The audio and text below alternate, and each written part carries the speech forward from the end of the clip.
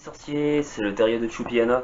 J'espère que vous allez bien. Nous aujourd'hui ça va, on a repris le travail, enfin le stage et le travail. Donc pour l'instant on espère que ça va. Le confinement va quand même rester à peu près, enfin comme ça au moins pendant un mois et qu'il n'y aura pas de généralisé. Donc on souhaite, on vous souhaite un petit abonné et même à tous les petits Potterheads un gros courage pour vos enfants, pour vous, pour les métiers du social, pour tous les métiers en fait qui sont en lien avec le Covid. Donc et puis bah, aussi pour ceux qui restent chez eux quand même, hein, garder le moral, c'est pas simple. Du coup, ce que je souhaitais vous dire, c'est qu'aujourd'hui on va présenter un personnage moldu. Déjà, je sais pas si vous vous rappelez, il y a quelques semaines de ça, nous avions mis sur le groupe du Terrier de Choupiana une publication avec 4 personnages. Je vous avais laissé imaginer un personnage mystère. Il y avait 2 moldus, 2 craquemolles. Côté craquemolle, il y avait Arabella Figue et Ergus Rusard. Et côté moldu, il y avait les Dursley et Jacob Kowalski. Bien évidemment, j'ai choisi de présenter Jacob Kowalski dans cette vidéo parce que, et d'ailleurs j'ai sa baguette, la baguette de Queenie, parce que c'est un personnage qui vient en tout du nez là, parce que c'est un personnage qui est plutôt complet et je trouve plus intéressant à développer dans les analyses.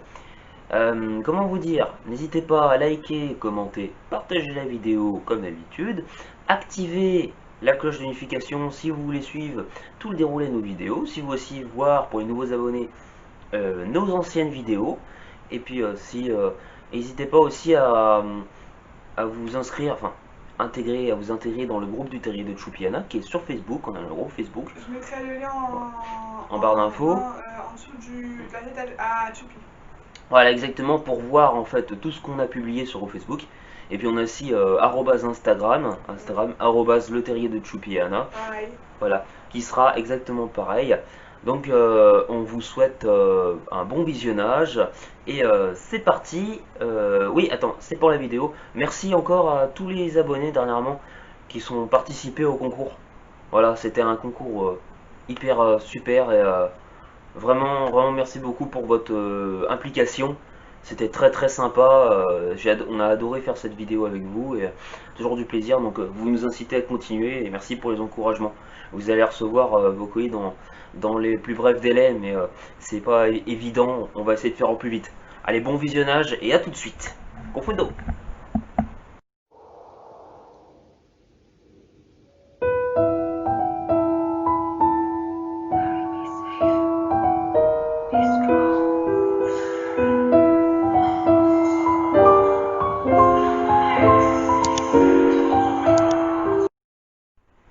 C'est reparti, les petits, j'allais dire les petits terriers, non, les petits sorciers, non.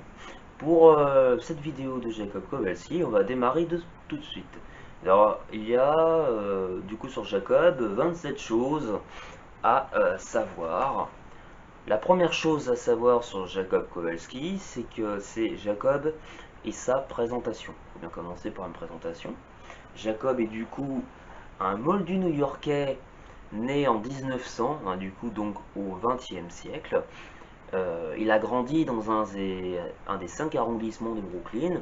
Brooklyn qui est connu pour être un quartier défavorisé. Ça va se retrouver d'ailleurs dans son futur professionnel, puisque de métier, il est ouvrier dans une fabrique de conserve et il sera fiancé avec une moldue prénommée Mildred. Par la suite, entre 1914 et 1918, lors de la Première Guerre mondiale, Jacob Kowalski servira au corps expéditionnaire de l'armée militaire française en France. Ensuite, en 1920, donc au retour, 6 ans après son retour, enfin 6 ans après être parti des États-Unis, il retourne aux États-Unis, il va avoir pour rêve de fonder une famille, hein, avec Mildred et donc d'ouvrir une boulangerie-pâtisserie. Deuxième et troisième chose à savoir, Jacob et la banque et Jacob à la banque, pardon, et Jacob et Newt la rencontrent. Un matin de 8 décembre 1926, Jacob avait donc 26 ans, Il se rend à la State National Bank pour obtenir un emprunt de 2300 $ à rembourser sur 5 ans puisqu'il souhaite ouvrir cette boulangerie-pâtisserie. Comme tous les clients, il attend dans la salle d'attente et il tombe côte à côte avec un homme. Il le trouve étrange en fait cet homme parce que cet homme contient un œuf dans les mains. Et Jacob va se présenter, Norbert aussi. Jacob lui demandait mais qu'est-ce qu'il contient dans cet œuf. Et Norbert va lui répondre une phrase bateau, de façon assez évasive, que ouais c'est un œuf. Je sais même plus d'ailleurs, alors vous voyez les répliques, faudra retrouver les répliques vraiment. Mais en gros voilà, c'est un œuf qu'il a eu de la part d'un ami, un œuf d'une créature totalement, totalement classique, non magique, hein, que Moldu ne connaîtrait pas, enfin connaissent quoi, hein, pour pas éveiller le soupçon. Mais de toute façon, Norbert était en fait lui totalement à côté de la question parce que lui il était en recherche de son nifleur en fuite. Parce que il faut savoir que les nifleurs sont des petites créatures qui ont tendance en fait à voler tout ce qui brille. Et ça, du coup, c'est terrible. Et donc, le nifleur, Norbert, part en recherche de son nifleur. Il laisse son œuf. Jacob allait l'interpeller, mais pendant ce temps, bah, il y a le conseiller de banque Gilbert Bingley qui vient pour le rendez-vous et qui l'appelle pour le rendez-vous. Jacob met l'œuf dans son sac et espère revoir Norbert pour lui rendre son œuf plus tard.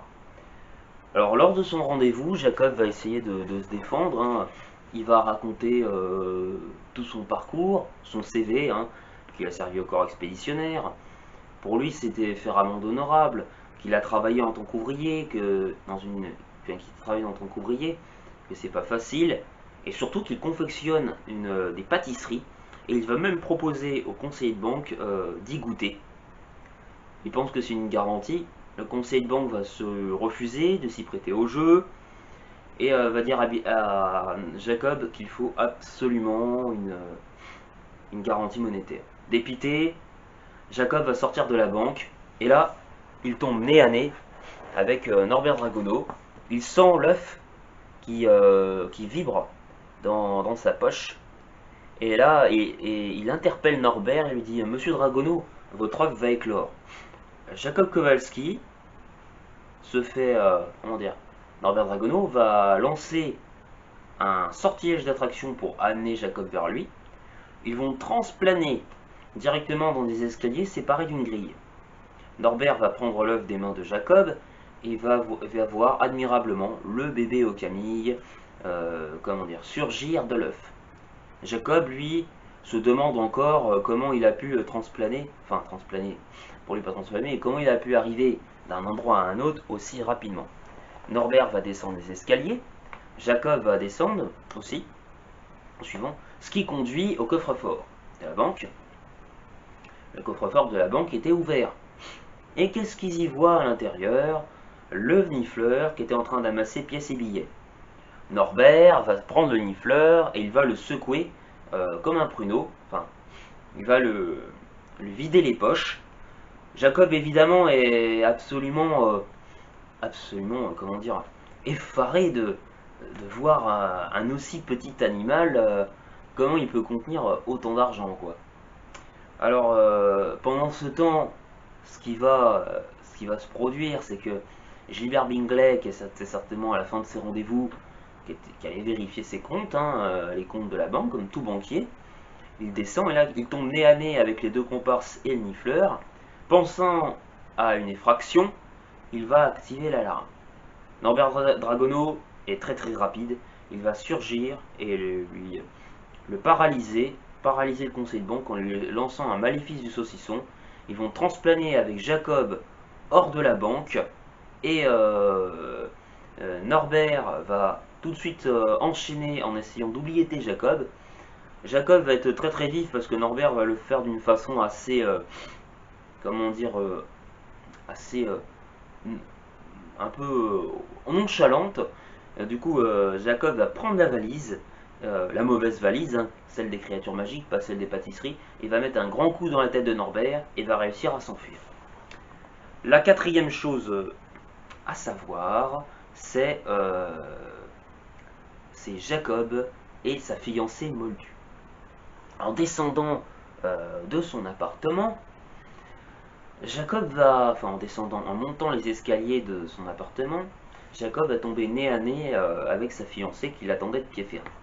Euh, Sa fiancée est quelqu'un qui, comment dire, du coup, souhaitait qu'il ouvre sa boulangerie. Jacob lui explique qu'il n'a pas pu ouvrir la boulangerie, qu'il a essayé de raconter son CV, de se défendre, mais qu'il fallait une garantie monétaire. Ce à quoi va réagir violemment sa fiancée en lui rendant sa bague de fiançailles. En fait, ce qu'il faut savoir, c'est qu'à l'époque, dans les années 20, aux États-Unis, alors ailleurs je ne sais pas, mais aux États-Unis, il était très mal vu pour un homme en fait, de ne pas pouvoir subvenir aux besoins de sa femme. C'était l'époque, c'est-à-dire qu'en gros, et surtout, pas le fait d'être pauvre, hein, parce qu'effectivement on peut avoir un travail tout à fait honnête et défavorisé, mais réussir à quand même nourrir sa famille. Mais le fait de ne pas réussir à changer de situation, en gros voilà, il aurait dû être boulangerie et être boulanger et pas ouvrier du coup au bout d'un moment. Et sa femme n'a pas supporté l'échec en fait. Alors continuer à vivre avec un homme qui est en échec, c'était pour le rêve américain, dans les années 20, quelque chose de totalement absurde. Donc c'est pour ça qu'elle l'a sûrement quitté. Je sais pas toutes les aboutissants étonnants, mais je suppose que c'est dans ce genre-là. La cinquième chose à savoir,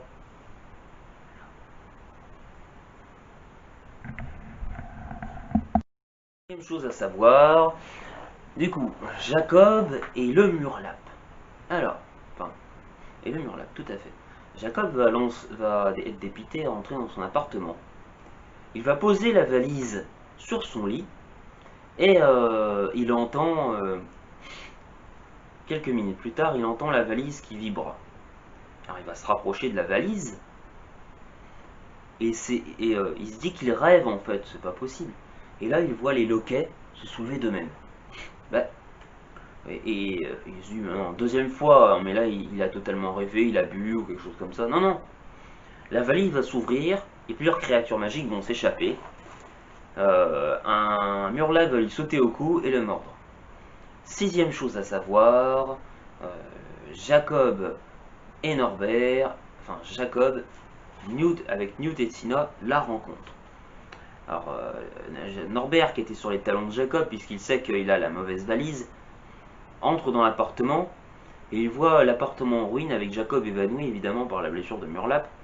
Il entend Tina Goldstein en fait qui les attendait depuis le bas de la banque, hein, depuis le bas de la banque, qui les suivait déjà depuis la banque pour différentes raisons que je vous expliquerai après. Norbert entre-temps profite pour réparer l'appartement et surtout refermer la valise pour éviter que d'autres créatures magiques s'enfuient. Tina arrive dans l'appartement catastrophé, elle voit le moldu complètement évanoui, elle tente de le réanimer, mais entre-temps elle se fait sauter dessus par le Murlap. Norbert l'attrape au vol et renferme le Murlap dans la valise. Heureusement d'ailleurs. Tina va reprocher à Norbert de ne pas avoir oublié Jacob, que c'est une effraction au code des lois magiques. Elle va reprocher aussi à Norbert d'avoir révélé les soupçons des Moldus, d'avoir aussi fait une effraction de la banque, participé à une effraction de la banque, ce qui n'est pas tolérable. Et la troisième chose, la présence de créatures magiques sur le territoire américain, sachant qu'aux États-Unis, la vente de créatures magiques ou la même propriété de créatures magiques sont totalement interdites. Donc du coup, ne sachant pas quoi faire en attendant, elle va ordonner à Norbert de ne pas oublier Jacob, puisqu'il sera un témoin très utile pour se présenter pour témoigner devant le Makusa. Elle va en attendant amener les deux compars chez elle. Septième chose à savoir, Jacob et la folie Queenie. Alors, Jacob va se réveiller chez Charles Goldstein. Il va faire la rencontre de la sœur cadette de Tina, Queenie, une légile immense qui est capable de lire dans les pensées. Jacob va tout de suite tomber sous son charme et se demande comment elle fait, Queenie, pour ressentir, enfin, pour savoir ce qu'elle pense, pour en fait ressentir, comment Queenie fait pour ressentir ce que lui ressent. Queenie va lui expliquer que tous les hommes pensent toujours la même chose la première fois qu'ils la voient dans leur vie. Voilà. Neuvième chose à savoir, Jacob et Newt, Jacob et la valise de Newt. Alors, quelques temps après le repas, avant de se coucher, Norbert propose à Jacob de descendre dans sa valise. Déjà dans un premier temps, Norbert va commencer par concocter un, un vaccin avec l'aide un vaccin avec le venin du démon Zémerveille pour comment soigner la blessure de Murlac de Jacob. Il va ensuite présenter les créatures magiques à Jacob, il va même laisser Jacob nourrir les veaux de lune, et va même lui présenter son oiseau tonnerre. Son oiseau tonnerre qu'il est venu libérer dans l'Arizona, le sud-ouest des États-Unis. Norbert demande à Jacob où pourraient se trouver dans New York des créatures amatrices de plaine. Et là, Jacob pense tout de suite à Central Park et va guider Norbert puisqu'il ne sait pas où ça se trouve. L'oiseau tonnerre, c'est quoi? Alors l'oiseau tonnerre, l'affiliation de l'oiseau tonnerre, c'est un phénix. C'est un oiseau qui est capable, un espèce d'aigle en fait, une race d'aigle, qui est capable de faire changer le climat. En gros, l'oiseau tonnerre peut faire battre de la pluie lorsqu'il est excité. Il peut aussi, pour éclairer le ciel et voir, générer une lumière scintillante qui va faire effet de vitraux hein, dans le ciel. Alors, il peut générer de la pluie avec le battement de ses ailes. Le battement de ses ailes va en fait générer de la pluie. Des vapeurs d'eau vont s'agglutiner sur les ailes et donc peut faire jaillir de la foudre. Hein. Donc voilà pour l'oiseau tonnerre. Ensuite, la neuvième chose à savoir, c'était la huitième chose, hein, Jacob et la valise de Newt, pardonnez-moi. Neuvième chose à savoir, Jacob et Newt à Central Park. Avant de se rendre à Central Park, Jacob et Newt vont encore tomber sur le nifleur qui était en train de braquer une bijouterie. Évidemment, ils vont le remettre dans la valise, ils vont transplaner à Central Park. À Central Park, ils vont tomber nez à nez avec un éruptif femelle. Norbert va tenter tout de suite la parade amoureuse pour attirer l'éruptif dans la valise. Et entre-temps, bien évidemment, Jacob, lui, était en train en fait de visualiser un contenu de muscles d'éruptifs dans une fiole. Jacob va se faire bousculer par un phoque qui avait lancé un poisson sur lui, qui va le déséquilibrer et renverser du muscle d'éruptif sur lui. L'animal, ressentant l'odeur, va penser que c'est un éruptif aussi, enfin en gros que c'est un rival. Du coup, l'éruptif va se mettre aussitôt en charge. Jacob va monter dans un arbre, grimper dans un arbre et va se penser en sécurité. Mais l'éruptif va y jeter un liquide explosif qui va faire imploser l'arbre. Heureusement, Norbert, sur la glace d'ailleurs, donc hyper chaud, va réussir de justesse à mettre l'éruptif dans la valise. L'éruptif, c'est quoi? L'éruptif, c'est un animal qui pourra faire penser à un rhinocéros. Il a une peau épaisse et grise, c'est-à-dire qu'il ne ressent aucune douleur contre les maléfices ni sortilèges tellement la peau est épaisse. Il est classé 4X. En fait, l'éruptif n'attaque pas mais riposte. Il faut vraiment le provoquer pour qu'il attaque. Pendant la période amoureuse, il se passe des choses catastrophiques parce qu'en fait, les mâles vont se battre pour gagner le cœur de la femelle, séduire la femelle. Mais leur corne explosive, en fait, se fait qu'ils vont s'exploser quand ils vont rentrer l'un dans l'autre. C'est exactement la même histoire qu'une abeille qui va te piquer va perdre son dard et après mourir. Ben, c'est pareil pour les éruptifs, mais eux, ils vont exploser. Pareil, l'éruptif, alors soit c'est l'éruptif qui explose, soit c'est la matière. L'éruptif est tout explosé, hein, c'est-à-dire même le métal, en gros, l'acier, tout ça, paf, ça fond. Direct. Ah ouais, ça passe pas. Rien ne passe. Voilà pour l'éruptif classé 4X. Hein. Ensuite, la dixième chose à savoir, Norbert, Jacob, dans la valise dirigée par Norbert, dans la valise prise par Tina, et onzième chose à savoir, Jacob et le Makusa. Norbert et Jacob vont poser la valise sous un pont et s'y réfugier pour réfléchir à comment ils vont récupérer les autres créatures magiques. Tina va récupérer la valise et prévenir ses supérieurs des événements en cours. Onzième chose à savoir, Jacob et le Makusa. Alors, Jacob et le Makusa, Norbert et Jacob vont du coup sortir de la valise et ils vont tomber nez à nez avec, enfin, juste devant la Confédération internationale des sorciers.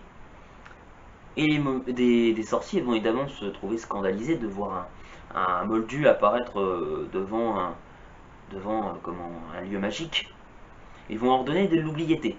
Mais cependant, il y avait Percival Graves et Serafina Picri, qui étaient déjà très interrogés par la présence de créatures magiques. Donc il y avait une interrogation là-dessus. Dans Norbert Dragono, qui est-ce?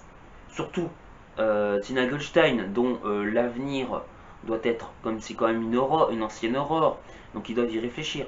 Et Jacob, qui est effectivement un moldu, je préfère dire moldu que non-mage, hein, non-mage j'aime pas, donc vous m'entendrez jamais parler de non-mage, je ne supporte pas ce mot.